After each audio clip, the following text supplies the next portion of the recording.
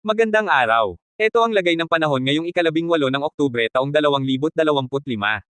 May binabantayang bagyong Ramil na kasalukuyang nasa silangan ng Sorsogon.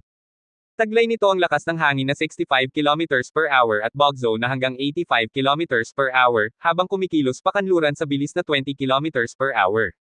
Dahil dito, nakataas ang tropical cyclone wind signal #isa sa Albay at mga karatig na lugar.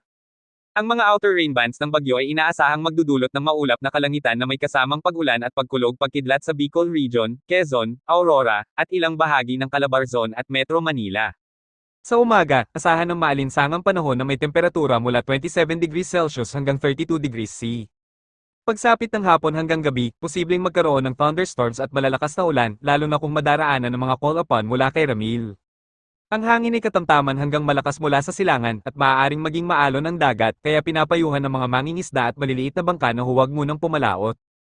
Ang UV index sa tanghali ay posibleng umabot sa level 9 o very high, kaya iwasan ang direktang sikat ng araw mula 10 AM hanggang 3 PM. Paalala, manatiling naka-antibay sa mga advisory ng Pag-asa, magdala ng payong o kapote, at laging maging handa sa posibleng pag-ulan o pagbaha. Ito po ang inyong weather update ngayong ika-18 ng Oktubre taong